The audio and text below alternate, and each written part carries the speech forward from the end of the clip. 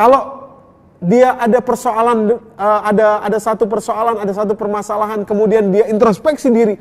Kenapa ya Ustadz? Apa karena saya begini? Apa karena saya begitu? Apa karena saya terlalu keras? Apa karena saya terlalu terlalu ini, terlalu itu? Ini enak.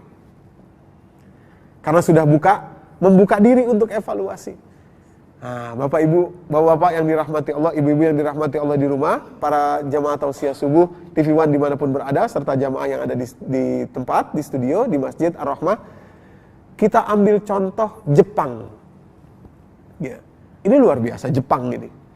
Jepang itu negara yang bukan Islam, gitu ya. Tapi ketika terjadi bom atom Hiroshima tahun 45 itu, dikirimkan bom atom tanggal 6 Agustus dan tanggal 9 di atas kota Hiroshima tanggal 6, di atas kota Nagasaki tanggal 9. Hancur lebur Jepang itu. Sampai ratusan ribu orang yang wafat gitu. Yang menariknya adalah sejak saat itu sampai hari ini, bahkan tidak pernah kita dengar pemerintah Jepang menyalahkan sekutu. Amerika, Rusia, ketika itu masih Uni Soviet maksud saya, dan Inggris. Ya.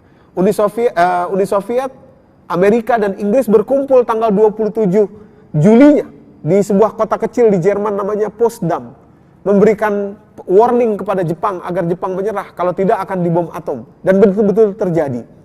Jepang tidak pernah menyalahkan. Kenapa? Karena Jepang tahu juga, karena dia juga adalah pelaku perang. Makanya kemudian kita saksikan janji Allah, kalau seseorang mengamalkan Al-Quran, bahkan bukan negara muslim, tapi dapat benefitnya walaupun hanya di dunia. Jepang, kita tahu ibu-ibu yang dirahmati Allah, jamaah sekalian, dalam hal ini kita harus belajar dari situ.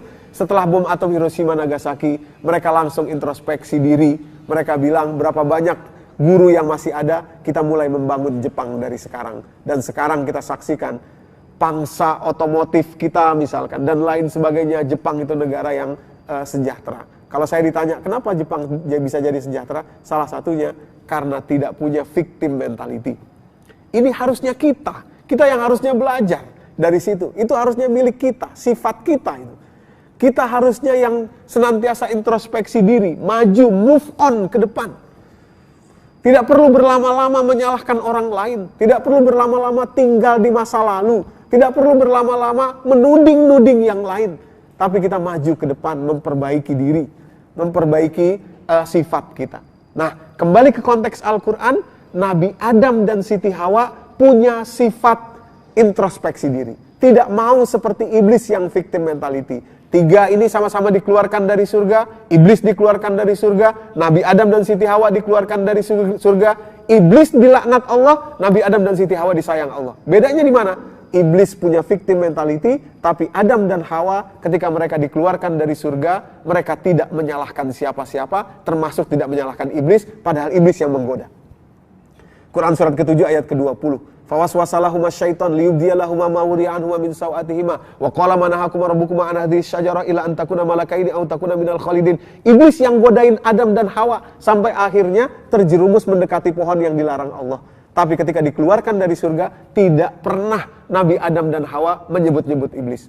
Bahkan doa beliau kita kenal di ayat ke-23-nya dalam surat ini, dalam surat Al-A'raf ini, doanya luar biasa. Doa para kesatria. Beliau berdua mengatakan begini, Qala Rabbana zalamna anfusana wa illam taghfir lana wa tarhamna lanakunanna minal khasirin. Wahai Tuhan kami, kamilah yang zalim. Kamilah yang salah. Betul iblis yang menggoda. Tapi kalau kami tidak mau, nggak bisa. Nggak terjadi itu. Maka ya Allah, ampunilah kami. Ampuni itu adalah simbol terhadap masa lalu, terhadap kesalahan kita di masa lalu. Ampuni salah saya di masa lalu ya Allah. Dan ajari supaya di masa depan saya bisa berperilaku yang baik, yang engkau rahmati. Wa illam taghfir lana masa lalu, wa tarhamna masa depan, lanakunanna minal khasirin. Jadi cut off masa lalu, putuskan sudah masa lalu, tidak perlu menyalahkan orang, dan segeralah kita berbenah menuju masa depan yang baik sesuai dengan petunjuk Allah akan supaya Allah rahmati kita. Ibu-ibu yang dirahmati Allah, para jamaah tausiah subuh TV One dimanapun berada, ini sifat yang amat penting. Nanti turun rahmat Allah kepada Adam dan Hawa, Kalimatnya dalam surat kedua ayat 37 itu, Nabi Adam dan Hawa adalah satu dari sedikit makhluk yang langsung Allah ajarkan langsung kepada beliau. Kalimatnya, fatalaqqa Adamu min rabbihi kalimatin fataba alaih. Allah ajarkan langsung kepada Adam dan Hawa sebuah kalimat yang dengan itu Allah merahmati, mengampuni Adam dan Hawa. Beda dengan iblis. Padahal sama-sama berbuat kesalahan di surga, sama-sama terusir dari surga, tapi endingnya beda. Kenapa? Satunya sifatnya victim mentality, satunya punya sifat atau jiwa yang kesatria. Ibu-ibu yang dirahmati Allah, para jamaah tausiah subuh dimanapun berada. Ini kuncinya. Kita semua pernah berbuat salah. Tentu saja kita manusia. Kita semua pernah mengalami kesulitan. Kita semua pernah mengalami persoalan. Tapi sekarang yang penting adalah apakah kita ingin ikut Nabi Adam atau ingin ikut iblis. Ingin belajar dari Nabi Adam atau menjadikan iblis sebagai guru kita.